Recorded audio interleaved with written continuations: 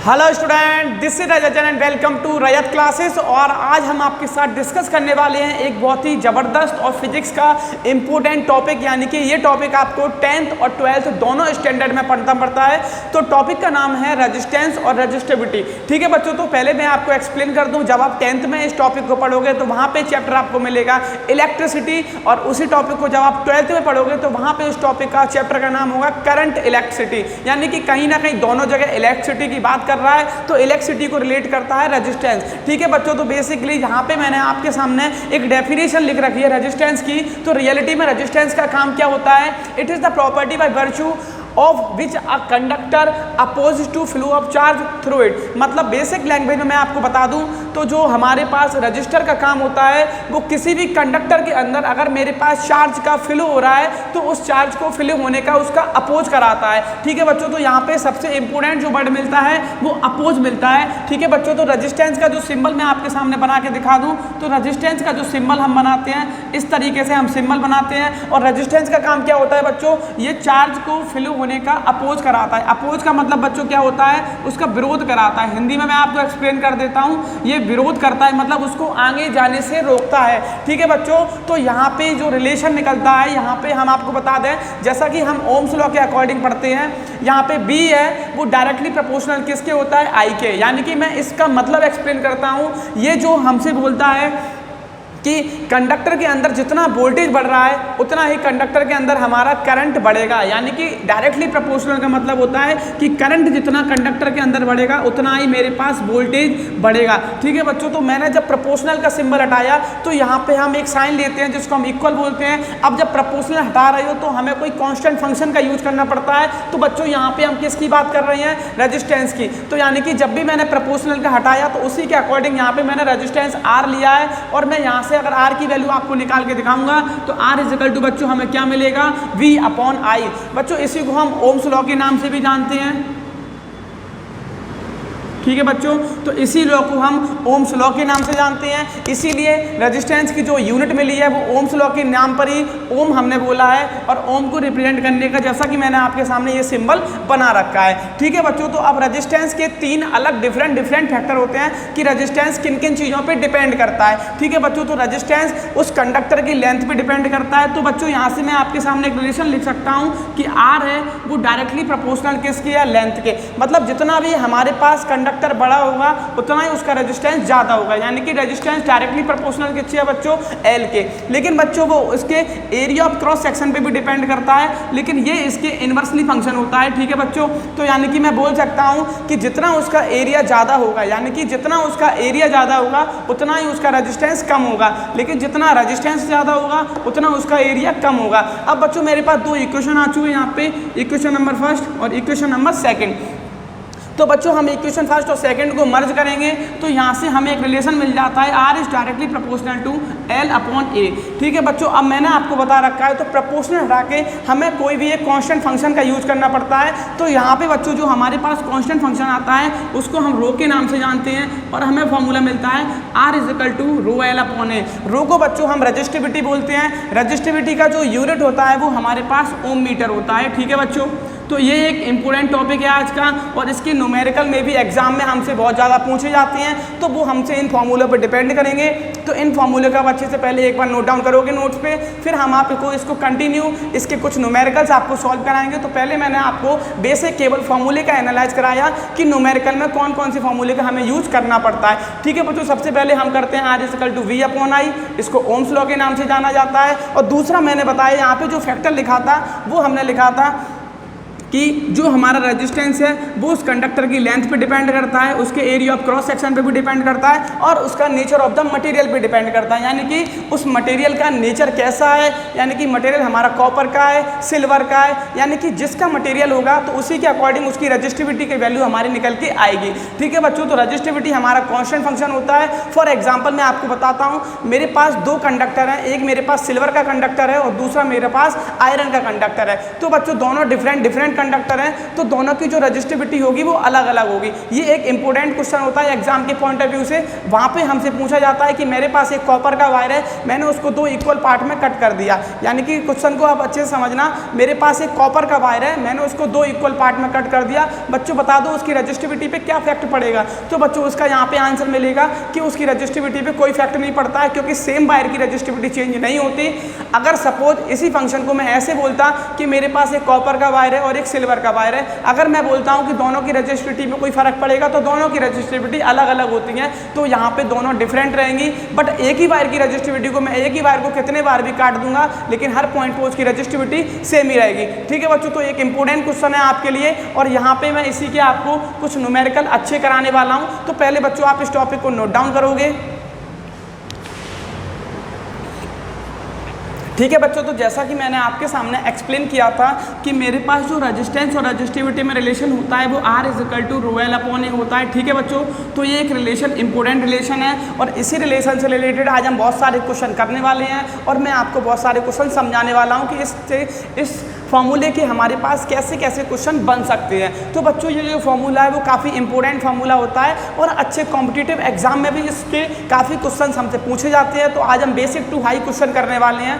ठीक है बच्चों, तो जैसा कि मैंने आपके सामने बोर्ड पे एक क्वेश्चन को मेंशन कर रखा है, तो सबसे पहले इस क्वेश्चन की लैंग्वेज को हम समझेंगे कि ये क्वेश्चन हमसे क्या बोल रहा है और इसमें हमें क्या फाइंड आउट करना है। ठीक है बच्चों, तो जैसा कि क्वेश्चन में हमें लिख के दिया है देयर आर 2 कंडक्टर्स, यानी कि मेरे पास 2 कंडक्टर हैं, एक कंडक्टर ए है और दूसरा कंडक्टर बी है। तो बच्चों एक कंडक्टर ए है और दूसरा कंडक्टर बी है, लेकिन बच्चों उसने बोला है कि दोनों सेम मटेरियल के बने हुए हैं। तो बच्चों अगर मैंने बोल दिया कि मटेरियल दोनों का सेम यूज किया है, तो बच्चों यहाँ से मैं आपको बता सकता हूँ कि यानी कि उनकी जो रजिस्टिविटी है यानी कि वो कांस्टेंट है, यानी कि रजिस्टिविटी दोनों की सेम दे रखी है, रजिस्टिविटी सेम है और उनकी लेंथ जो दे रखी है यानी कि पहले की जो लेंथ है वो L है और दूसरे की जो लेंथ है वो 2L है। तो बच्चों जो डेटा गिवन है क्वेश्चन में उसको मैं आपको नोट डाउन करूंगा। मैंने कहा मेरे पास 2 कंडक्टर हैं, इस तरीके से बच्चों मैंने 2 आपके सामने कंडक्टर बना रखे हैं, इसको A बोल दिया और इसको B बोल दिया और इसकी लेंथ जो हमें L गिवन है और इसकी लेंथ हमें 2L गिवन है। ठीक है बच्चों,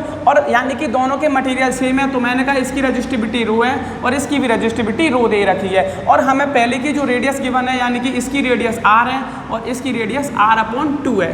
ठीक है बच्चों, और हमसे बोला गया है कि उनके what is the ratio of their resistance, यानी कि रेजिस्टेंस में रेशियो क्या होने वाला है। ठीक है बच्चों, तो मैं आपको फाइंड आउट करके बताऊंगा बिल्कुल बेसिक मेथड से कि इस तरीके के क्वेश्चन को मैं कैसे आइडेंटिफाई करूंगा। तो बच्चों मैंने कहा मेरे पास पहला वायर है उसका रेजिस्टेंस R1 और दूसरा वायर है उसका रेजिस्टेंस R2। ठीक है बच्चों, तो सबसे पहले हम यहाँ से एक्सप्लेन करेंगे। मैंने लिखा R1 = रो L1 और अपॉन में A1। ठीक है, और बच्चों जो दूसरे वायर का रेजिस्टेंस है उसको मैंने R2 लिखा है, रो एज अ कांस्टेंट फंक्शन है और L2 और अपॉन में A2।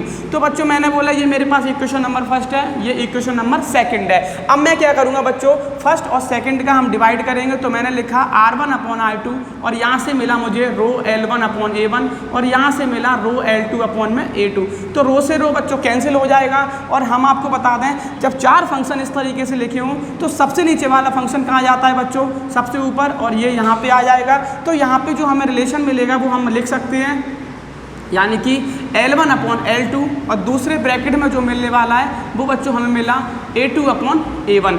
लेकिन बच्चों इस क्वेश्चन में आपको दिख रहा होगा कि हमें A1 और A2 का कहीं पे कोई रिलेशन नहीं दिया है, लेकिन हमें उनकी रेडियस में रिलेशन दिया है। तो बच्चों जो एरिया ऑफ क्रॉस सेक्शन हम बताते हैं तो यहाँ पे ये पाथ हमारा सर्कुलर होता है, तो सर्कुलर पाथ का जो एरिया का यूज करते हैं वो हम यूज करते हैं यानी कि कैपिटल A = πr², यानी कि एरिया ऑफ सर्कल का यूज करते हैं। तो बच्चों यहाँ पे इस क्वेश्चन के अकॉर्डिंग हम क्या करने वाले हैं, मैंने लिखा पहले वायर का रेजिस्टेंस R1 और दूसरे वायर का रेजिस्टेंस R2। अब मैंने कहा बच्चों मेरे पास पहला वायर है जिसकी लेंथ क्या है L1 और दूसरा वायर है उसकी लेंथ क्या है L2। इनटू में बच्चों मैं इसको चेंज करूंगा तो A2 की जगह मैं मेंशन कर सकता हूँ πr2 का स्क्वायर और इसकी जगह मैं मेंशन कर सकता हूँ πr1 का स्क्वायर। इतना मैंने क्वेश्चन से नोट किया, पाई से पाई को कैंसिल आउट किया और R1/R2 को एज इट इज लिखा। अब बच्चों हम इसकी वैल्यू को पुट करेंगे यानी कि L1 मेरे पास पहला वायर यानी कि पहले वायर का जो मेरे पास लेंथ है वो L है, L2 यानी कि मेरा दूसरा वायर और दूसरे वायर की जो मेरे पास लेंथ है वो 2L है। इनटू में बच्चों मैंने क्या किया R2 यानी कि पहले वाले वायर और पहले वाले वायर की जो रेडियस हमें दे रखी है, सॉरी बच्चों यानी कि R2 का मतलब सेकंड वायर, और सेकंड वायर की जो हमें रेडियस गिवन दे रखी है वो R/2 इसका स्क्वायर किया और अपॉन में R का स्क्वायर किया, यानी कि फर्स्ट वायर की रेडियस का स्क्वायर यहाँ पे सॉल्व किया। अब बच्चों हम यहाँ पे कैंसिल आउट करेंगे, यानी कि L से L हमने कैंसिल किया तो यहाँ पे हमें मिला 1/2, और यहाँ पे इसको जब सॉल्व करेंगे तो R²/4 और बच्चों इनटू में R²। तो R² से R² को मैंने कैंसिल आउट किया और हमें मिला R1/R2, यानी कि R1/R2 की जो वैल्यू हमें मिली बच्चों वो कितनी मिली 1:8। यानी कि हमसे पूछा गया था what is the ratio of their resistance. तो बच्चों जो हमें आंसर मिला है, तो हमें जो आंसर मिला है यानी कि R1 और R2 रेशियो कितना मिला है 1:8। ठीक है बच्चों, तो ये काफ़ी इंपॉर्टेंट और काफ़ी सिंपल मेथड से क्वेश्चन हो जाते हैं। बस एक बार आपको क्वेश्चन की लैंग्वेज को समझना है और एक सिंपल सा फॉर्मूला यूज करना है, R=ρL/A।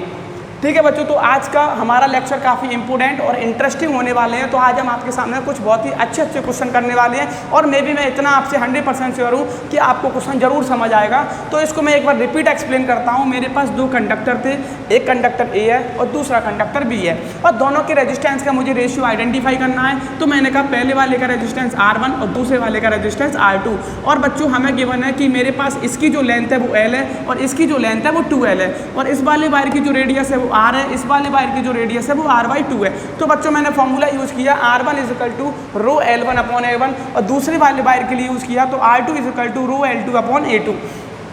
ठीक है बच्चों, तो दोनों को डिवाइड करेंगे, डिवाइड करके रो से रो कैंसिल हुआ, यानी कि L1/L2 और A2/A1 का एक रिलेशन हमें आइडेंटिफाई हुआ है बच्चों। तो L1/L2 को एज इट इज लिखेंगे। अब A2 का मतलब πr2 का स्क्वायर और A1 का मतलब πr1 का स्क्वायर, तो पाई से पाई को कैंसिल आउट करेंगे। और L1 की जो वैल्यू बच्चों हमें पहले वाले कंडक्टर में गिवन है, तो L1 की जगह L को पुट किया, और L2 की वैल्यू जो बच्चों हमें गिवन है तो L2 की जगह 2L पुट किया। अब आगे बढ़ते हैं, तो यहाँ पे उनकी रेडियस की भी बात की गई है। तो बच्चों जैसा कि हमें पता है, मैंने आपको बताया है कि जो हमारा कंडक्टर है वो सिलिंड्रिकल कंडक्टर होते हैं, यानी कि इसकी जो रेडियस हो जाएगी वो R हो जाएगी। तो इस क्रॉस सेक्शन का जो एरिया मिलेगा वो हमें πr² मिलेगा। तो उसी के अकॉर्डिंग जो हमें रेडियस गिवन है मैं उसको यहाँ पे मेंशन करूँगा। और जब क्वेश्चन को सॉल्व किया तो यहाँ पे R1 और R2 का जो रेशियो मिला बच्चों वो हमें 1:8 मिला है। तो बच्चों पहले आप इस क्वेश्चन को नोट डाउन करेंगे। इसी के साथ हम आपके सामने सेकेंड क्वेश्चन करेंगे।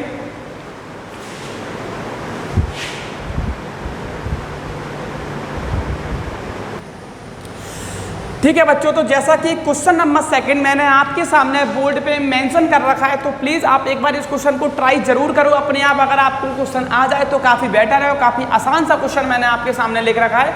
तो बच्चों हम इस क्वेश्चन को डिस्कस करेंगे और क्वेश्चन को एक बार रीड करेंगे, उसके बाद हम इसको सॉल्व करेंगे। ठीक है बच्चों, तो जैसा कि क्वेश्चन के अंदर हमसे बोल रखा है कि मेरे पास 2 वायर है A एंड B, यानी कि मेरे पास फिर से 2 वायर गिवन है, और एक वायर का नाम A है और दूसरे वायर का नाम B है। लेकिन बच्चों यहाँ पे जो उन्होंने बोला है वो बोला है कि सेम मटेरियल है। तो बच्चों जब भी आपको ये बोल दिया सेम मटेरियल है, यानी कि दोनों की रेजिस्टिविटी की जो वैल्यू है वो सेम गिवन है, और अब की बार उसने बोल दिया कि दोनों की लेंथ भी कैसी है बच्चों सेम है, और उनके एरिया ऑफ क्रॉस सेक्शन है उसमें हमें रेशियो गिवन है 2:1। तो बच्चों जैसा कि क्वेश्चन में हमें मेंशन है, मैं उसको फिगर में मेंशन करूंगा। यहाँ पे मैंने कहा मेरे पास 2 वायर है और दोनों की लेंथ कैसी है सेम, और दोनों की रेजिस्टिविटी भी कैसी है सेम। लेकिन बच्चों इसका जो एरिया है वो मैंने A1 माना, और इसका जो एरिया है वो मैंने A2 माना, और एरिया का हमें क्वेश्चन में रेशियो गिवन है, यानी कि A1/A2 की जो वैल्यू गिवन है वो हमें 2/1 गिवन है। ठीक है बच्चों, और उसने ये भी बोला है कि इफ द सेम पोटेंशियल, यानी कि दोनों वायर के जो पोटेंशियल है वो भी अब की बार कैसे दे दी है सेम दे दी है। तो what will be the ratio of the current flowing A and B। तो A और B के बीच में जो करंट फ्लो हो रहा है उसका रेशियो क्या होना चाहिए। तो मैंने कहा पहले वाले वायर में जो करंट फ्लो हो रहा है वो IA, और दूसरे वाले का वायर में जो करंट फ्लो हो रहा है वो IB। तो IA/IB की वैल्यू हमें आइडेंटिफाई करनी है। तो बच्चों अपन को सिमिलरली वही केस का यूज करेंगे। मैंने कहा पहला वाला वायर है तो पहले वाले वायर का रेजिस्टेंस R1, और मैंने लिखा R1=ρL1 और अपॉन में A1, और दूसरा वाला वायर है तो उसका भी रेजिस्टेंस मैंने लिखा R2, तो रेजिस्टिविटी सेम है तो यहाँ पे लिखा L2 और A2। जैसा कि बच्चों क्वेश्चन में हमें गिवन है कि L1 और L2 भी आपस में कैसे हैं बच्चों, आपस में इक्वल हैं, और दोनों वायर के लिए पोटेंशियल भी कैसे हैं सेम गिवन है। तो बच्चों अपन को क्या करना है, यहाँ पे R1 और R2 का अपन को डिवाइड करना है। तो जैसे ही अपन डिवाइड करेंगे कुछ फंक्शन यहाँ पे कैंसिल आउट हो जाएंगे। तो बच्चों रो से रो कैंसिल हो जाएगा और L1 से L2 कैंसिल हो जाएगा, बिकॉज L1 और L2 की वैल्यू हमें कैसी दे रखी है, सेम दे रखी है। तो बच्चों A2 कहाँ चला जाएगा, यानी कि A2 टॉप पे आ जाएगा और उसके नीचे क्या आ जाएगा, A1 आ जाएगा। और बच्चों क्वेश्चन में A1 और अपॉन A2 की वैल्यू हमें कितनी गिवन है, 2:1 गिवन है। तो मैं यहाँ पे लिखूंगा R1 अपॉन R2 की जो वैल्यू आ जाएगी, यानी कि बच्चों A1 अपॉन A2 2:1 है, तो A2 अपॉन A1 बच्चों हमें कितना मिल जाएगा, 1:2 मिल जाएगा। तो यानी कि हमें रेजिस्टेंस का रेशियो पता चल चुका है। अब हमसे पूछा गया है कि उसके करंट का रेशियो क्या होने वाला है। तो अकॉर्डिंग टू ओम्स लॉ मैं आपको बताता हूँ कि V = IR हमारे पास फॉर्मूला होता है, तो R = हम क्या लिखते हैं, V अपॉन I लिखते हैं। तो बच्चों मैंने लिखा कि R1 का मतलब V अपॉन I1 और R2 का मतलब V अपॉन I2। अब बच्चों आपने बोला कि V क्यों लिखा है, क्योंकि बच्चों V और V सेम है, क्योंकि दोनों वायर को जो हम बता सकते हैं यहाँ से कि पैरेलल में जोड़ा गया होगा, तभी उनका जो पोटेंशियल है वो सेम हो रहा है और दोनों में करंट का जो फ्लो हो रहा है वो डिफरेंट हो रहा है। तो बच्चों यहाँ से हमें क्या मिलेगा, इसको मैंने 1:2 लिखा, तो V से V कैंसिल हुआ, तो I2 सबसे ऊपर चला गया, तो I2 अपॉन I1 की वैल्यू हमें कितनी मिली, 1/2। तो हम यहाँ से निकाल सकते हैं I1 रेशियो जो I2 है वो हमें मिलने वाला है 2:1, यानी कि दोनों वायर के बीच में जो करंट का रेशियो मिलेगा वो बच्चों कितना मिलेगा, 2:1। जैसा कि ये क्वेश्चन CBSE 2008 में पूछा गया था, तो काफ़ी आसान से क्वेश्चन हमसे पूछे जाते हैं। बस एक बार क्वेश्चन की लैंग्वेज को अच्छे से समझेंगे तो क्वेश्चन को हम आसानी से कर सकते हैं। ठीक है बच्चों, तो क्वेश्चन को नोट डाउन करेंगे। इसी के साथ हम नेक्स्ट क्वेश्चन आपके सामने करेंगे। तो बच्चों क्वेश्चन नंबर नेक्स्ट आपके सामने मैंने ले रखा है, तो ये भी एक काफ़ी इंटरेस्टिंग और काफ़ी आसान सा क्वेश्चन है। बस क्वेश्चन की लैंग्वेज को आपको समझना है और आप इस क्वेश्चन को आसानी से बना सकते हैं। ठीक है बच्चों, तो क्वेश्चन में हमसे बोला है कि मेरे पास 2 वायर हैं और दोनों के मटेरियल सेम है, यानी कि फिर से हमसे बोल दिया है कि दोनों वायर की जो रेजिस्टिविटी है यानी कि सेम ही दे रखी है, और लेकिन उनकी लेंथ में जो रेशियो बच्चों की बने यानी कि 1:2 है। तो मैंने लिखा पहले वायर की लेंथ L1 और दूसरे वायर की लेंथ L2, और इसका जो बच्चों रेशियो की बना है वो 1:2 गिवन है, और बोला है कि डायामीटर का रेशियो गिवन है। तो बच्चों अब की बार क्वेश्चन में हमें बता दिया कि उनके जो डायामीटर का रेशियो है वो 2:3 है। तो बच्चों थोड़ा सा यहाँ से सबसे पहले क्वेश्चन को थोड़ा सा सही चेंज करेंगे। डायामीटर का मैं बता दूं कि डायामीटर का मतलब होता है ट्वाइस ऑफ रेडियस, तो मैंने इसको लिखा ट्वाइस ऑफ रेडियस 2, और इनका जो रेशियो मिला 2:3 मिला। 2 से 2 कैंसिल, यानी कि जितना रेशियो डायामीटर में उतना ही रेशियो रेडियस में, तो रेडियस में भी रेशियो कितना मिल चुका है बच्चों, 2:3 मिल गया है। तो बच्चों सबसे पहले क्वेश्चन में लेंथ में हमें रेशियो गिवन था और उनके डायामीटर में भी रेशियो गिवन था, तो डायामीटर का यूज करके मैंने यहाँ पे उनके रेडियस में रेशियो निकाल लिया है। अब हमसे बोला गया था कि उन वायर को सीरीज में कनेक्ट किया गया है, तो बच्चों सीरीज में कनेक्ट किया गया है यानी कि वो हमें बताना चाह रहा है कि उस वायर में जो करंट का फ्लो हो रहा है वो सेम हो रहा है, यानी कि दोनों रजिस्टर के पास जो करंट पहुंचेगा वो सेम पहुंचेगा। और हमसे पूछा है कि कंप्यूट करना है रेशियो उनके पोटेंशियल डिफरेंस में, यानी कि V1/V2 की वैल्यू हमसे पूछी गई है। तो बच्चों सेम सिमेट्री का अपन यूज करेंगे। मैंने लिखा पहले वायर का रेजिस्टेंस R1 और दूसरे वायर का रेजिस्टेंस R2, और पहले वायर के लिए रेजिस्टेंस का फॉर्मूला R1 = रो L1/A1 और दूसरे वायर के लिए L2/A2। तो बच्चों ये सेम फॉर्मेट हम अगेन कर रहे हैं, यानी कि रो से रो को कैंसिल कर सकते हैं, और यहाँ से हमें एक रिलेशन मिला L1/L2 और हमें मिला A2/A1। तो बच्चों अब इतना हमें मिल चुका है, तो यहाँ से हम इसको फिर से बदलेंगे क्वेश्चन को। मैंने लिखा L1/L2 को एज इट इज, लेकिन हमें A2/A1 नहीं चाहिए, हमें इसकी जगह R1 और R2 चाहिए। तो मैंने लिखा इसको हम लिख सकते हैं πr2 का स्क्वायर और इसको हम लिख सकते हैं πr1 का स्क्वायर। तो पाई से पाई मैंने कैंसिल किया, यानी कि हमें मिला L1/L2 और दूसरे ब्रैकेट में R2/R1 और इस पूरे का होल स्क्वायर। ठीक है बच्चों, तो यहाँ से फिर हम अगली लाइन से फिर समझेंगे यहाँ पे। तो बच्चों हमें मिलेगा R1/R2 is also equal to L1। तो बच्चों L1/L2 की जो हमें वैल्यू गिवन है वो 1/2 गिवन है, लेकिन R2/R1 की जो वैल्यू गिवन है वो हम बता सकते हैं 3:2 हो जाएगी, और 3:2 का हमने स्क्वायर लिख दिया, तो हमें मिला 1/2 और 3 का स्क्वायर 9 और 2 का स्क्वायर 4, यानी कि 9:8। तो यहाँ से मैं बता सकता हूँ कि R1 और R2 का जो रेशियो मिला है वो 9:8 मिला है। लेकिन बच्चों हमसे पूछा है कि पोटेंशियल में क्या डिफरेंस होने वाला है,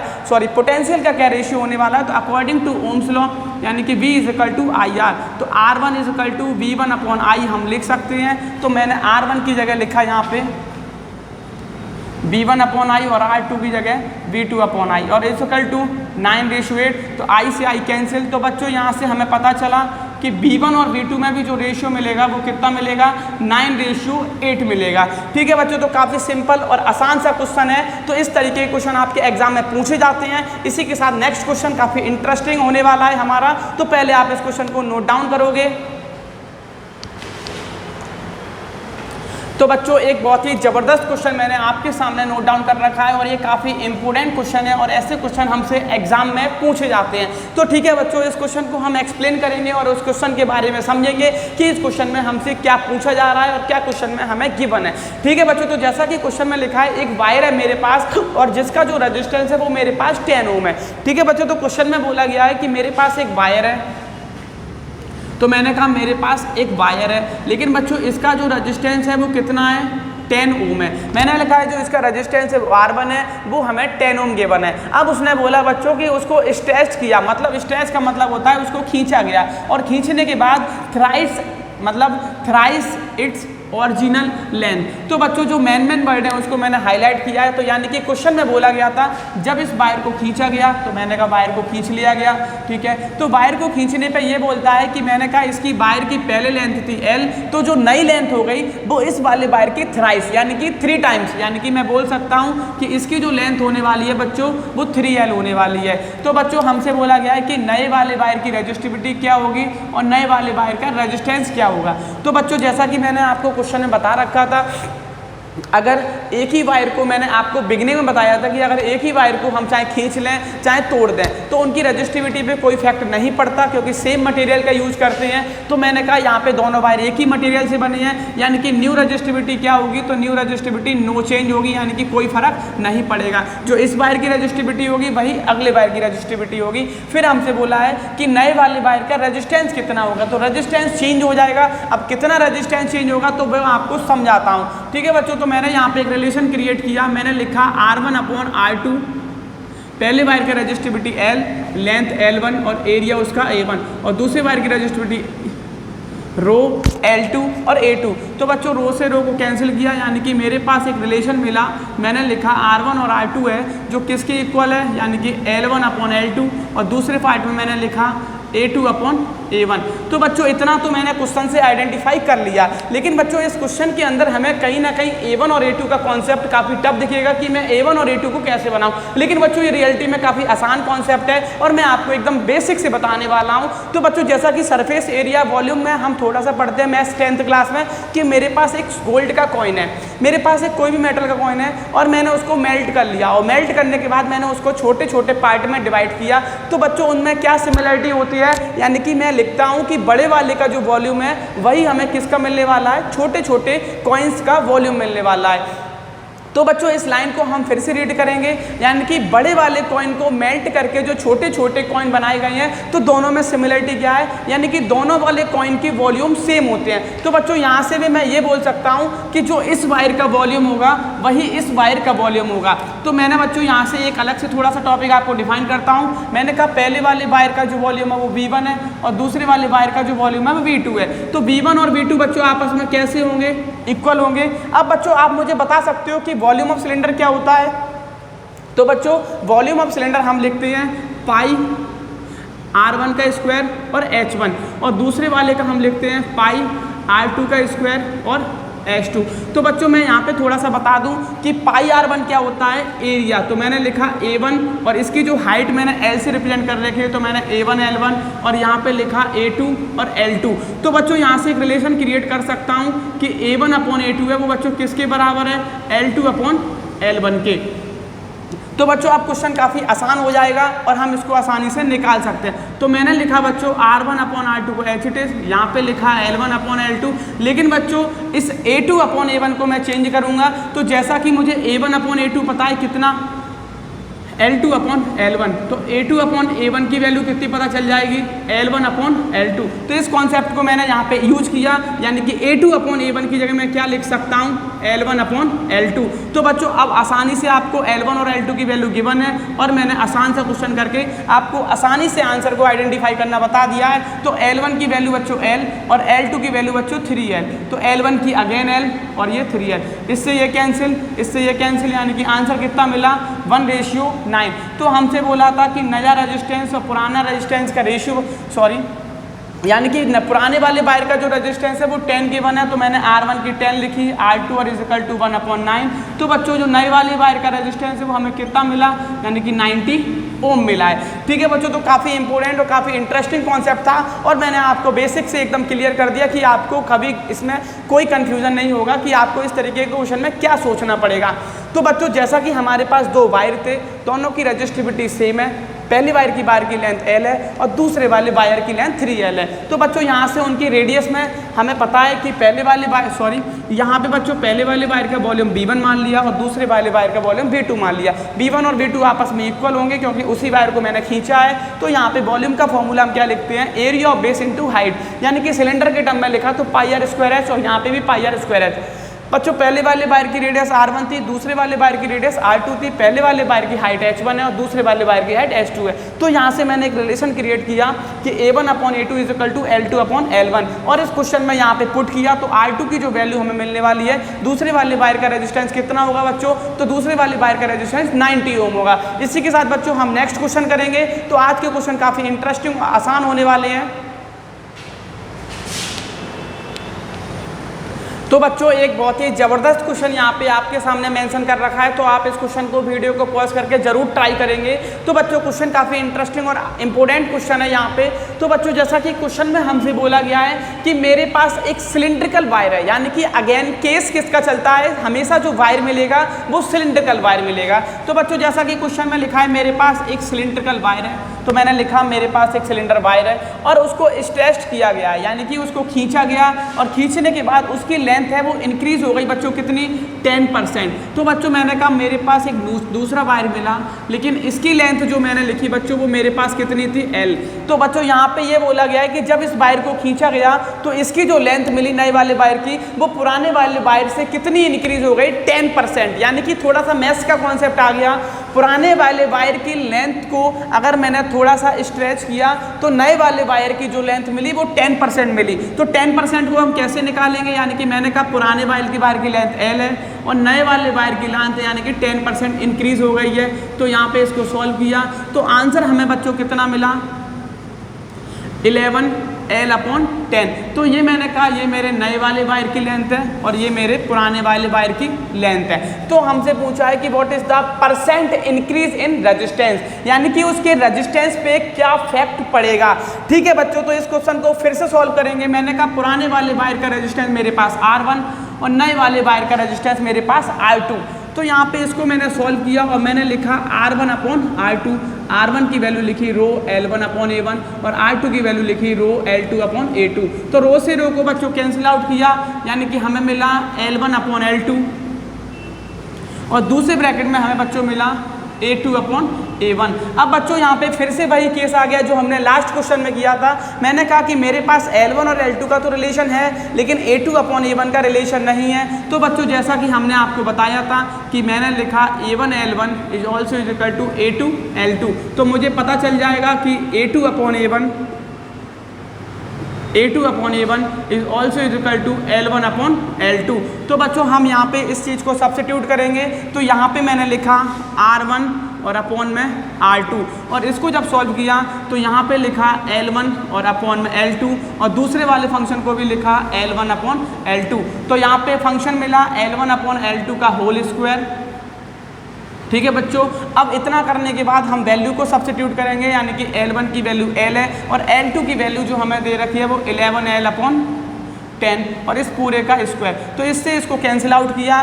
तो बच्चों यहाँ से हमें बिल्कुल सिंपल सा फंक्शन मैंने आपके सामने बना दिया है कि R1/R2 की जो वैल्यू मिली वो हमें मिली 100/121। अब बच्चों मैं यहाँ से आपको एक सिमेट्री सिखाने वाला हूँ। मैंने कहा मेरे पुराने वाले वायर का जो रेजिस्टेंस है वो कितना है बच्चों, 10 ओम है। नए वाले वायर का जो रेजिस्टेंस है वो कितना है, 21 ओम है। यानी कि बच्चों रेजिस्टेंस कितना इंक्रीज हो गया, तो हम लिख सकते हैं कि रेजिस्टेंस जो चेंज हुआ है वो 21% चेंज हो गया है। ठीक है बच्चों, तो काफ़ी इंपॉर्टेंट और काफ़ी इंटरेस्टिंग क्वेश्चन था। इसी के साथ हम आपके सामने और भी आपके सामने इंपॉर्टेंट टॉपिक आपको डिफाइन करते रहेंगे। अगर बच्चों वीडियो अच्छी लगे तो चैनल को लाइक करो, शेयर करो और सब्सक्राइब जरूर करो। All the best.